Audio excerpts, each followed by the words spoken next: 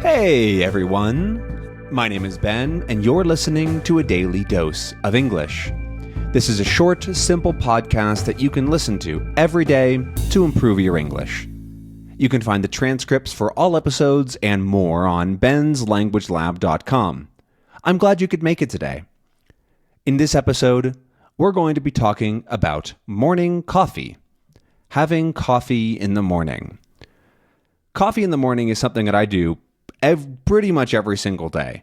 There's very, very few days that I don't have morning coffee.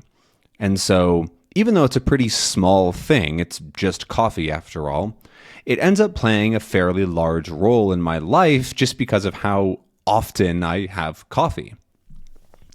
I would say I like coffee in general. Coffee is something that I enjoy, and I especially like good coffee. I'm definitely not a person that can just be okay with whatever coffee.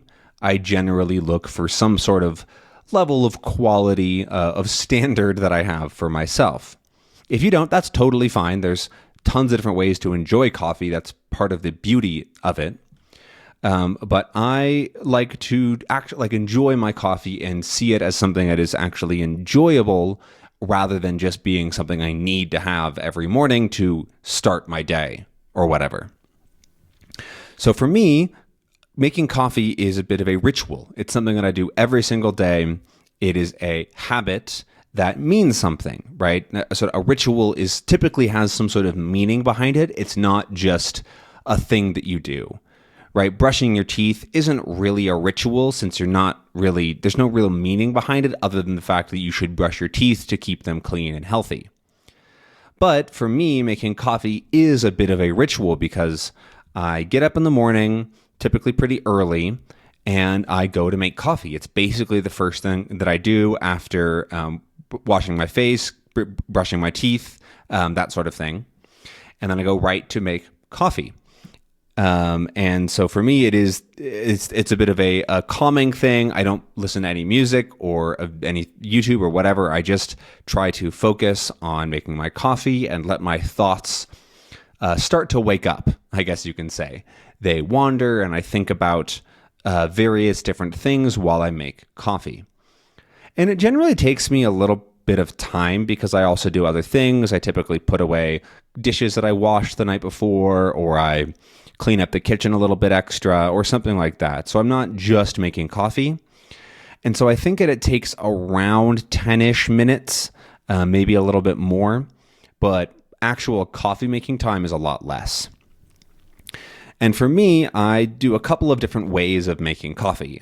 I know everybody has a slightly different favorite method or preferred brew time or whatever it is, but there's two that I generally like to use.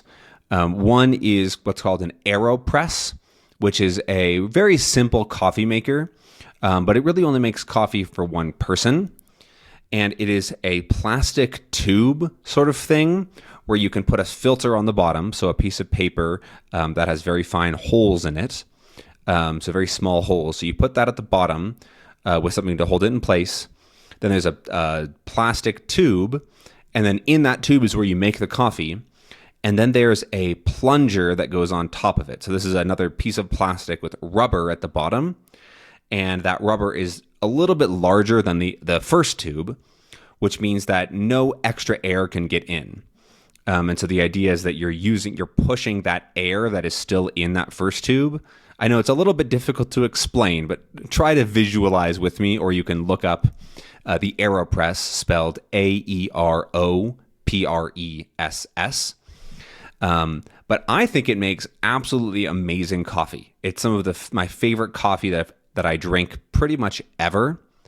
And I like it because it's hard to mess up.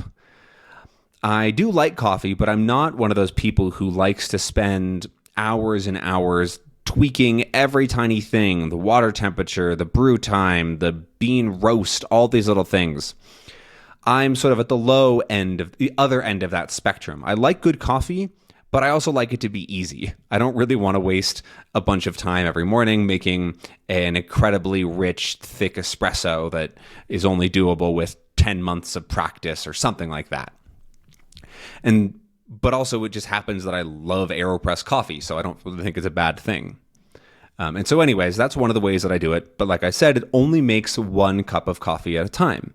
If I need to make coffee for 2 people, I prefer to use a pour-over method, which is called a V60. And I have basically a big glass container, or here's a fun word, carafe. That's not going to come up on any vocab lists, but a carafe is like, I think it's typically for coffee. If for like any kind of coffee glass thing, I think can be called a carafe. Maybe look it up. I'm not actually positive. I don't necessarily know what that word means, but I would call this a carafe. And anyways, you put a filter in it, you put the ground coffee, and you make the coffee. It's pretty easy as well, and it makes good coffee. And it makes enough for 2 people, which is nice. And then if I have some guests over, so I have to make a bunch of coffee, that's when I have an actual one of those machines where you just put in the carafe, you put in the big glass thingy under the thingy that does the magic. I don't really know how to explain it. It's one of those generic coffee makers that you see in a doctor's office or wherever. They're not that expensive nowadays. They're pretty cheap because they just like put water into a cylinder and that's it. But they're pretty much everywhere. A lot of people like them as their main coffee source because they can go back for more. They can have more coffee. But I tend to prefer having just 1 cup of coffee. Anyways, that's how I make the coffee. But then how do I like to buy the coffee? I think that's another interesting thing that a lot of people don't think about. Because buying coffee can be really complex, difficult, expensive, but I think it can also be pretty easy and not too much of a pain. I like to look for coffee roasters a little more local. So finding something close to me that I can go to, I can walk to or bike to and get more coffee. Because that way I'm supporting a local roaster because I can't really buy it from where it's grown because I don't live in a region where coffee is grown. And so that's the closest I can get is a smaller roaster that hopefully pays the rest of their employees and suppliers well. But that is not a promise necessarily in this world. But anyways, I try to buy it from local places because I can also talk to the people that roast the coffee. One of my favorites actually right now is not too far from where I live, which is great because I can get there in like 9 minutes on a bike. I think it's pretty quick, maybe even less. But they have really nice dark roasted coffee. And that's my favorite kind of coffee.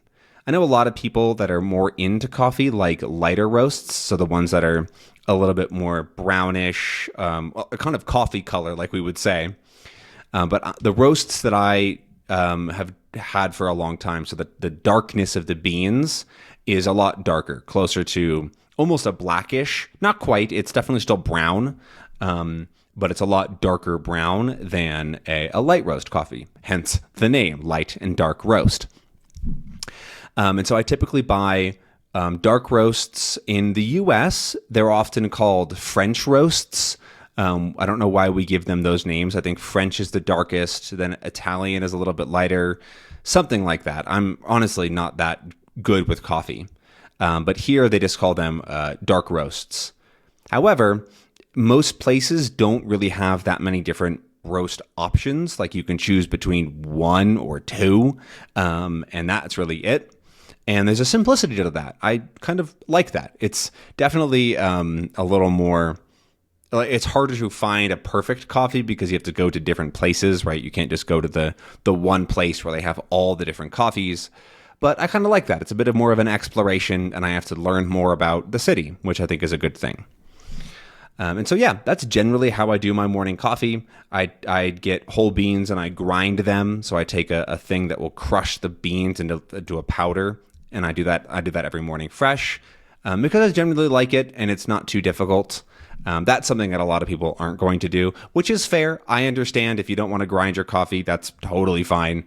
I'm going to choose to do that because I can, I guess. But yeah, if you drink your morning coffee, let me know how you prefer it. Do you buy it from somewhere? Do you like to go into a coffee shop and get your morning coffee every day? Or do you make it? Or do you use an espresso pod, or what are they called these days? Nespressos, or Nesquik. No, that's a milk brand, like chocolate milk. Whatever the pods are called these days. Keurig. That's the big brand. Got it. Anyways, let me know down in the comments if you have morning coffee. How do you like it? When do you make it? Do you have 2 or 3 cups? I'm curious to know. But that's everything I have for today. Thank you so much for listening. I hope that you enjoyed, and I'll see you again tomorrow. Peace out. Bye-bye.